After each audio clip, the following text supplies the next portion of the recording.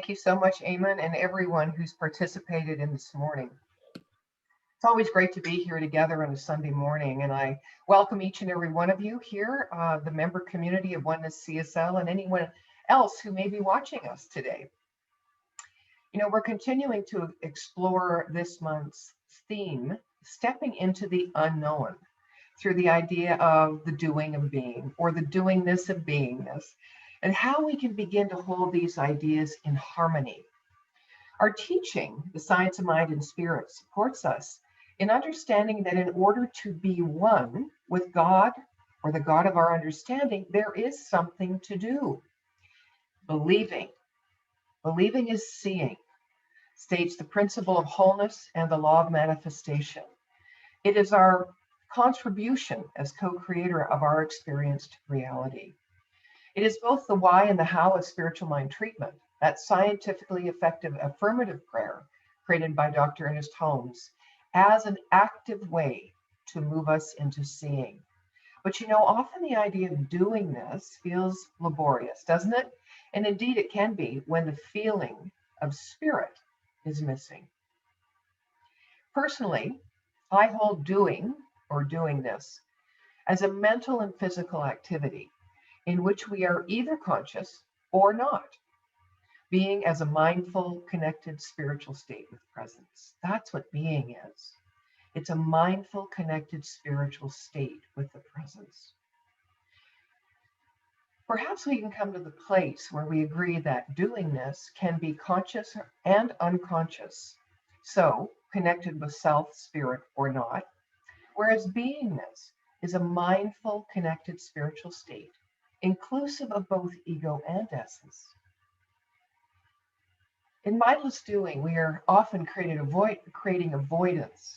I think we're escaping through many ways, checklists, helping others, addictions, all to distract ourselves from the overwhelm or the indecision around that busyness. Brooke Hamilton wrote, "No, we don't need more sleep. It's our souls that are tired, not our bodies. We need nature, we need magic, we need adventure, we need freedom, we need truth. We need stillness. We don't need more sleep. We need to wake up and live." Now, I have noticed that I am often just as busy in my doing to prepare for my beingness as I am to prepare for my becoming of more than I think I am. Does that make sense? I'm always busy preparing for something, either to be still, to be able to have that beautiful sense, that exquisite embodiness of the beingness of God, just like I'm busy to prepare to become something more than I am. Busy, busy, busy. So where is our focus when we are doing? Well, I think it's often scattered ahead of ourselves. Where is our focus when we are being? Everywhere. With regards to the sacred unity of all life, and nowhere as to either process or outcome. When we are being, instead of having mental focus, we have sensate or energetic embodiment of what is. I think spiritual attainment is a fundamental transformation of the I from a separate, limited, and contracted identity into a rich and infinite one. It is a movement from separation to union. One of the first steps in this process of spiritual attainment is focus. To observe and understand the chaotic and fragmented nature of the ordinary self, and to understand that a very practical integration and harmony can be achieved. This integration or integrated self is like that, as we often describe, that drop that contains within it the ocean. At the dimensionless center of our identity is the creative potential of universal intelligence. So let's talk a moment about fragmentation. You know, we are forever in parts and yet wish to be whole. We're distracted and yet wish to concentrate. We are scattered and yet wish to be focused. We are scattered to the extent that we yield our I to every impulse. We say my likes or dislikes, my feelings and my pain, and we diminish that I to the proportions of our momentary personal reactions. This I then becomes enfeebled and is absorbed in all these passing states. At one time, it is absorbed in a compulsive, unconscious act, at another in a vague anxiety. From one moment to the next, it moves through likes and dislikes, through various motives and, I would say, preoccupations. Its attention quickly shifts from being occupied with what is in front of it to entering some kind of a daydream. Some sense of I is identified with each of these events, but there is little abiding presence. We are fragmented when we wander from our own center, from our own truth. When our attention is merely reacting to outer events, or when it is being dominated by something, or we could say when we're giving our power away to something, it loses contact with its own source. Attention is a sacred faculty, but when it is drawn to whatever pulls strongest, it has no force of its own. It is a mere passive reaction if attention is not connected to will. A human is not fully a human being. So in either doingness or beingness, we must play a part to bring ourselves to the center of it all. Would you not agree?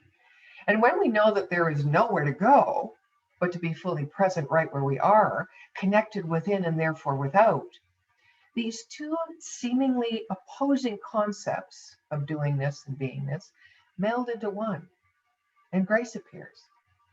In all, we be and do. So that being said, what is the doingness of beingness? So I'd like to propose that there are two key elements which form the doingness of beingness. The first of which is personal. I just mentioned it. It's the act of focusing to summon and engage our will to gather back to the center, our fragmented self. And the second, which is impersonal, is the universal creative process at work, creating everything out of itself. Let's go back to number one, focus. The distractions and demands of outer life can diminish our presence. If we are continually reacting to outside influences, we have little strength left for inner life. Because we have been dispersed, we need to be gathered.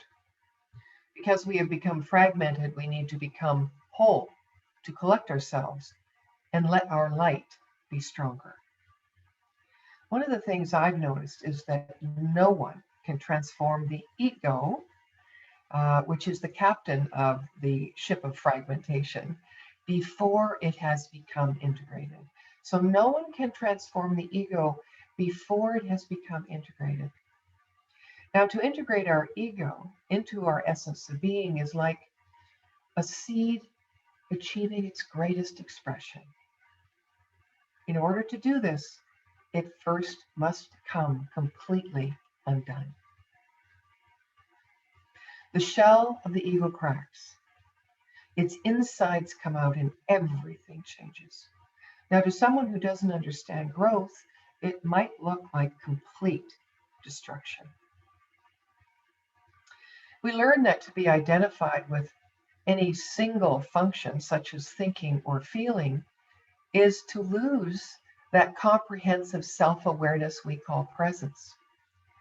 It is to be without that I am or I-ness that stems from our deeper being, from beyond the superficial mind.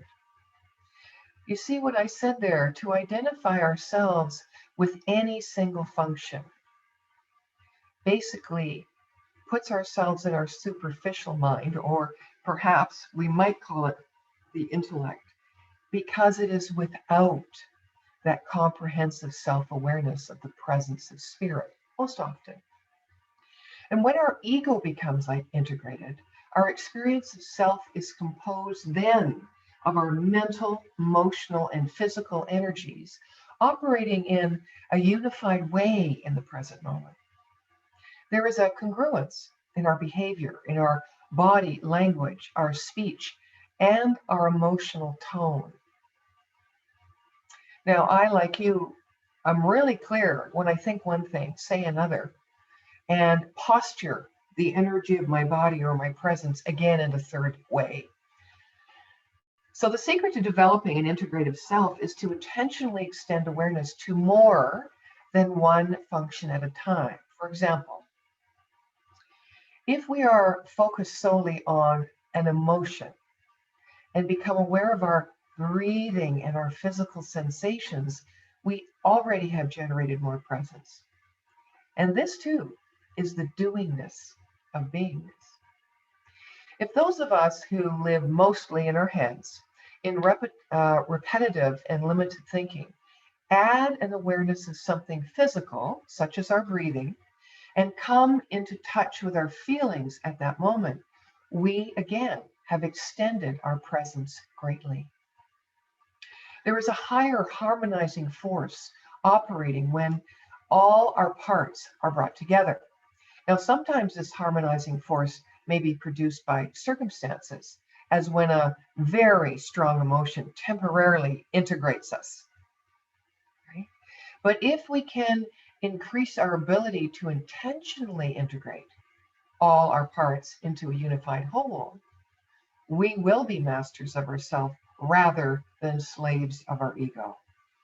If we can gather ourselves to that non-dimensional point of our own identity, everything is subordinated to this point, this I. As this I, this capacity for presence develops, it becomes our connection to the infinite life. So this is precisely the point where doingness and beingness merge, becoming one thing, or in other words, where all doingness is mindful and the act within itself serves to promote beingness. Now, Albert Einstein, who was in the New Thought movement back then called transcendentalism, he said we exist in an environment where we must face the negative manifestations of other egos, as well as those of our own. We pick up tension from our environment and we produce it ourselves. It is essential, therefore, to earn a sense of relaxation within the tensions of life. We cannot escape conflict of this world, but we can learn to relax within it. This has nothing to do with running from conflict, and certainly nothing to do with repressing it.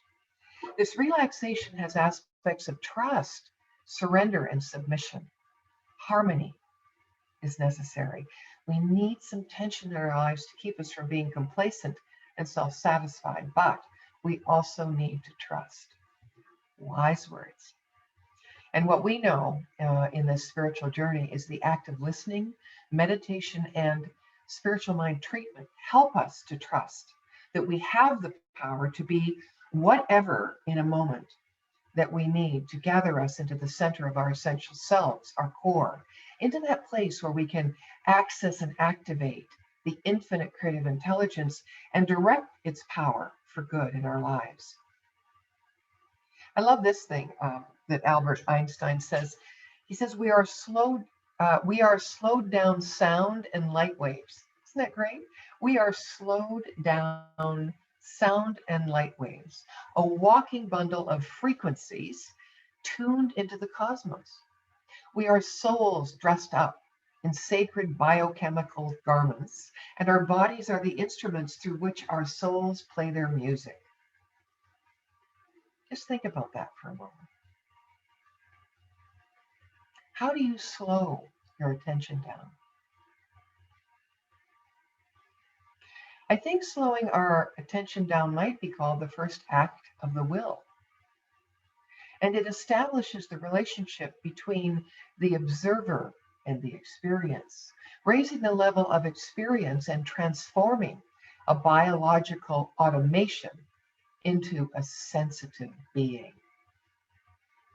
It is sensitivity that makes the difference between being nominally awake and experiencing life as the gift it is. Now, almost everyone has an area of his or her life in which some sensitive awareness is developed. Some find it in being creative, in painting, or some in playing softball, others perhaps in meeting people, and still others in spiritual practice. But few manage to sustain that fresh edge of sensitive awareness through the circumstances of their daily life. Instead, they settle into routines and habits. Now, a change in that vibration occurs when we move from passive attention to active intention. When our attention is passive, we are merely reacting to random stimuli in the environment within our own psychology.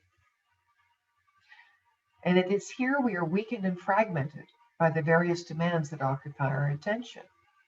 However, an active intention allows us to be receptive and whole by connecting us to the source of will, a willing, conscious I-ness, a more unified and harmonized presence. Here, a change in energy level has taken place.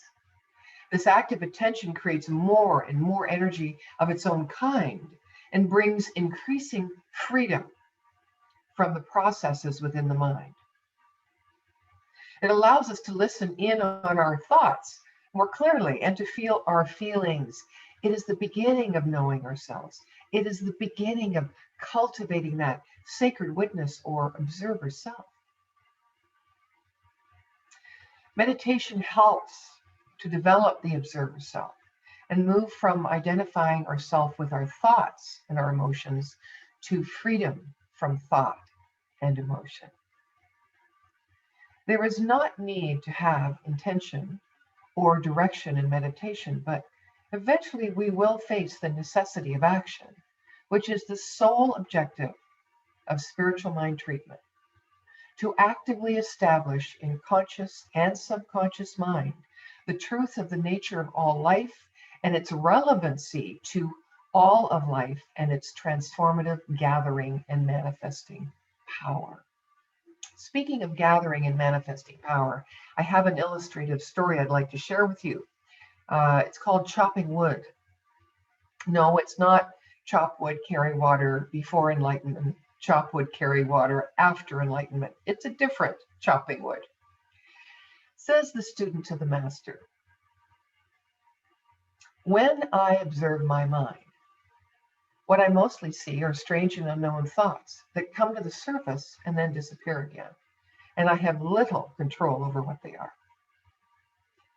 Says the master to the student, this observation should be maintained, but there is something more that you can do. You can gather positive thought, life-affirming thought, and direct it anywhere you like. You can, for instance, visualize people who need this kind of thought and simply direct it to them. Student to master. Later, I was chopping a particular stubborn piece of wood, a piece of elm that had been given to me by one of the older men in the camp, who expected that I would not know that it can be split only with great difficulty. I had struck it once, and with great effort, I had pulled the axe out of the gnarled grain that held it ever more tightly the deeper I struck. The master approached the student and said quietly, here is an example of what we are talking about. You have struck the wood once. Now, can you gather your mind and put the axe exactly into the first cut? Try it now. The student, I gathered myself and swung, and it came down half an inch to the right of the first cut. The master said, try again. The student, I did, and the axe came down a half an inch to the left of the first cut. The master said, "Well, it has been a long time since I swung an axe, but let me have at it." When he handed his cane to one of us, "We were almost surprised he could stand without it," said a student. And he swung the axe and it struck the wood. Master said, "Now pull it out." The student said, "When I pulled it out, there were only the 3 cuts." The axe appeared to have struck the center cut exactly. The master said, "Now you try again, but with enough strength to split it."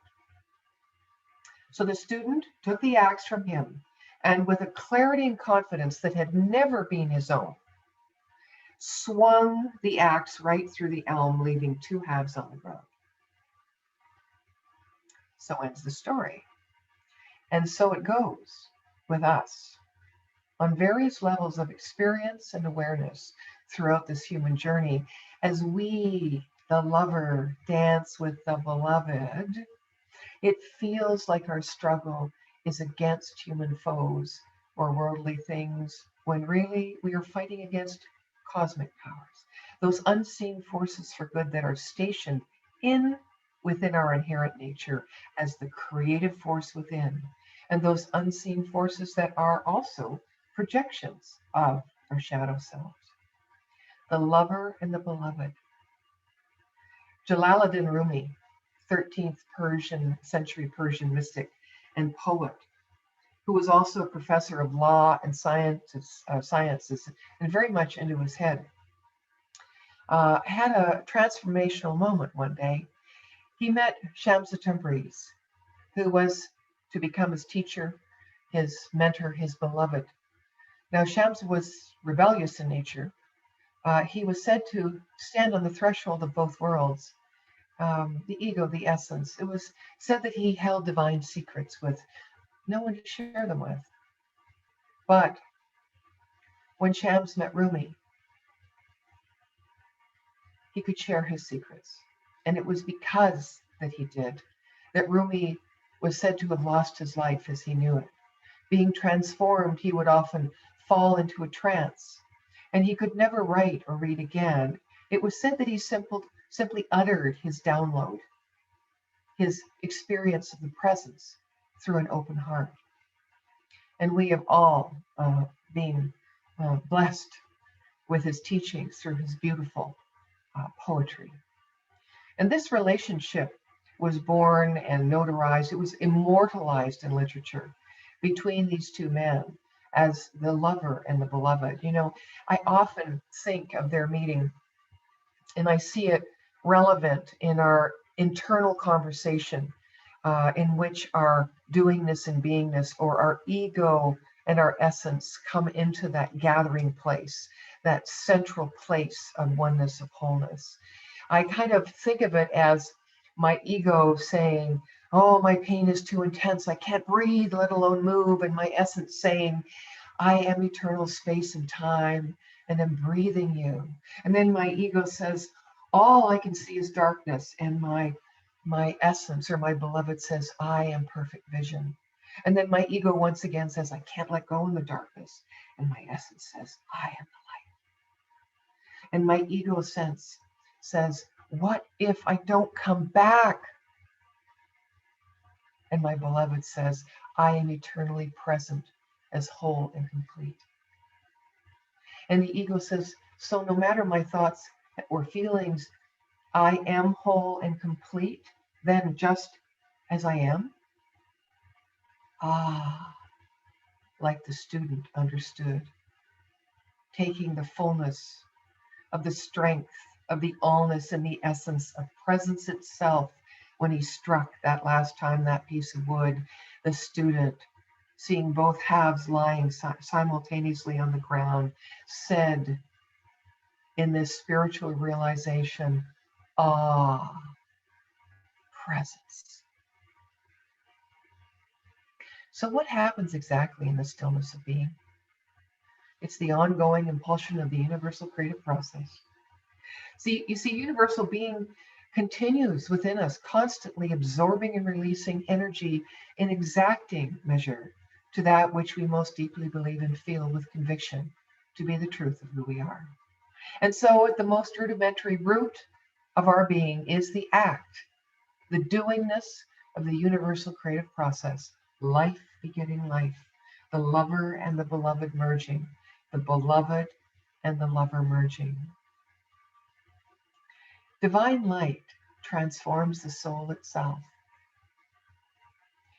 If we allow ourselves to be consumed by this divine light, our darkness is lifted and our true vision is restored.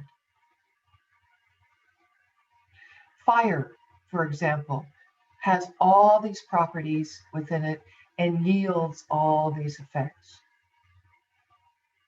The Great Spirit is all these properties and all these effects. Remember that. The doingness of being follows then as our willingness, and in the choosing and allowing of the ultimate and infinite intelligence to create in, as, and through us.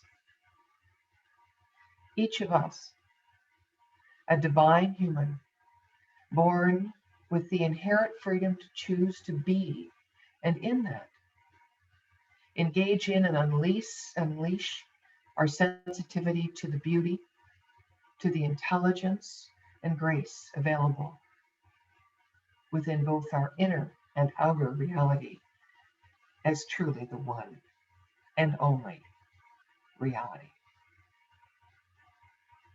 Life is a blessing, and so are we. Oh, yes, and so it is. Amen.